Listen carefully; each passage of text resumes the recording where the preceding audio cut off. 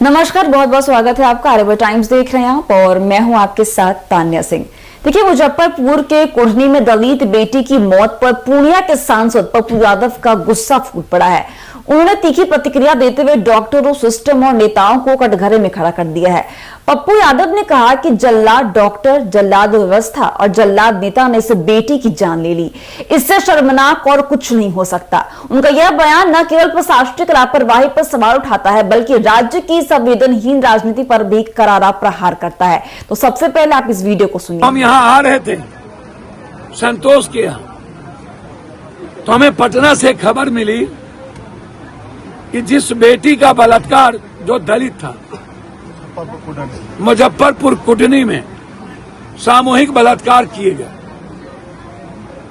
उस बच्ची की आज मौत हो गई। जल्लाद डॉक्टर, जल्लाद व्यवस्था, जल्लाद नेता,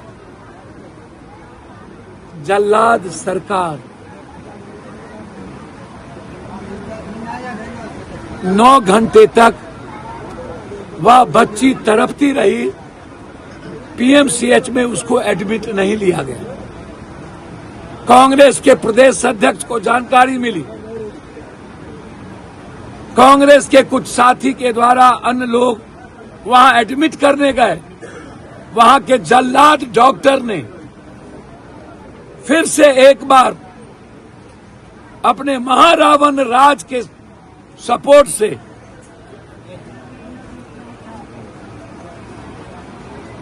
हमारे अध्यक्ष के साथ बदतमीजी किया।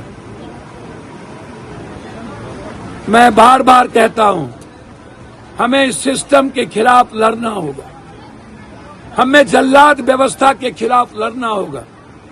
ये कैसी व्यवस्था है नीतीश जी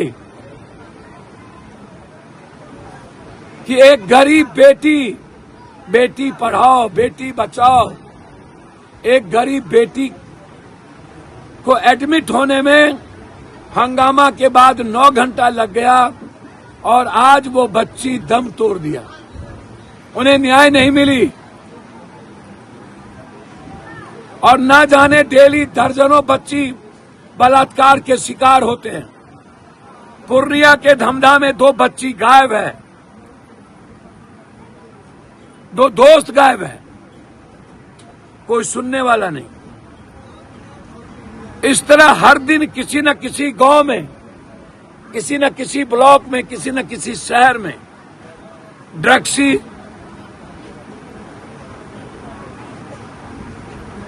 सोल्यूशन, ऐसे लोग जो ड्रग्स लेते हैं, जिन्हें अपने बहन और मां के प्रति, बेटी के प्रति दिलचस्पी नहीं है, जो दूसरों के पड़ोसियों की बेटी पर गिद्ध दृष्टि रखते हैं, उनके इस ड्रग्स के कारण हमारी मासूम बच्ची उसके शिकार हो जाती। आखिर उस बच्ची को न्याय कौन देगा? कब तक ये डॉक्टर लोग आम आदमी के जिंदगी के साथ खिलवाड़ करते रहेंगे? कब तक सरकार हमारी मौन रहेगी? धरती के भगवान जो अपने को खुद भगवान बना लिए, जो आम आदमी के जांच से लाखों करोड़ों कमाते हैं, जो दवाई से लाखों करोड़ों कमाते हैं, जो अल्ट्रासाउंड, सीटी स्कैन, एमआरआई से लाखों करोड़ों कमाते हैं, 2 इंग्लिश डॉक्टर और बड़ी बड़ी ड्रग्स मालिक को खुश करने के लिए करोड़ों लाखों दवाई लिखते हैं। इस देश में एक नियम नहीं बना कि सरकारी अस्पताल में हर कीमत पर सरकारी डॉक्टर जेनेटिक दवाई लिखेगा। जब वो जेनेटिक दवाई लिखता ही नहीं है, तो फिर जब वो दवाई लिखेगा किसी ड्रग्स के मालिक का, किसी फैक्ट्री के मालिक का, तो दवाई जेनेटिक का विरोध और इस बिहार के और भारत के हर डॉक्टर का विरोध हमें करना होगा। सरकार को कानून बनाना पड़ेगा। पैसा लूटने की इजाजत नहीं देनी होगी। कोई भी सरकारी डॉक्टर को क्लिनिक खोलने की इजाजत मत दीजिए। और जो डॉक्टर सरकारी मेडिकल कॉलेज में पढ़ता है उसकी नौकरी सिर्फ सरकारी में लगे, रिटायर के बाद ही वो कोई क्लिनिक खोले, रिटायर के पहले नहीं।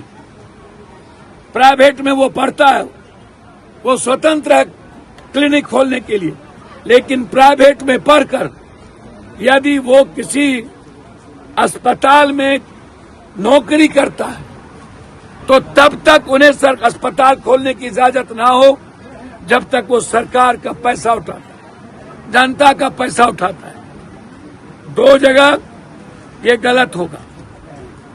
मैं फिर कुढ़नी की उस बेटी के न्याय के लिए मैं इस बिहार के युवाओं से आग्रह करूंगा, जहां भी बेटियों पर, मां पर जुल्म हो, हर कीमत पर, जब ये जल्लाद डॉक्टर और जल्लाद व्यवस्था जब नासूर बन जाए इंसानियत के लिए, किसी भी मिडिल क्लास के परिवार के लिए, गरीब फैमिली को नजरअंदाज कर दे और ये डॉक्टर गुंडा और क्रिमिनल बन करके सिर्फ अपनी बात करे, आम आदमी की बात ना करे, तो फिर हमें खड़ा होने की जरूरत है।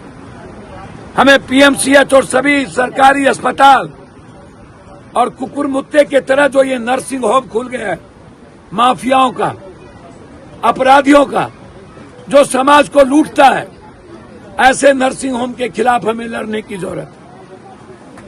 हमें मिल करके पीएमसीएच के डॉक्टर पर 302 का मुकदमा हो, पीएमसीएच के डॉक्टर की गिरफ्तारी हो हर कीमत पर, और उनका मेडिकल सर्टिफिकेट जो मिला है उसका कैंसिल हो, उसको कहीं भी नौकरी करने की और डिस्पेंसरी चलाने की इजाजत ना मिले। जो इंसान को जान तो जैसा कि आपने देखा और सुना कि मुजफ्फरपुर की इस दर्दनाक घटना ने न केवल समाज को झकझोर कर रख दिया, बल्कि प्रशासन और राजनीतिक नेतृत्व की जिम्मेदारियों पर भी गहरा सवाल खड़ा कर दिया है। पप्पू यादव जैसे नेताओं के कड़े बयानों से उम्मीद जगती है कि ऐसी घटनाओं पर गंभीरता से ध्यान दिया जाएगा और दोषियों को सख्त सजा मिलेगी। लेकिन अब समय आ गया है कि बिहार की सत्ता और व्यवस्था में ऐसे बदलाव आए जो हर नागरिक, खासकर दलित बेटियों की सुरक्षा और सम्मान सुनिश्चित कर सके। तो ऐसी अपडेट्स के लिए बने रहिए हमारे साथ और देखते रहिए आरबी टाइम्स। धन्यवाद।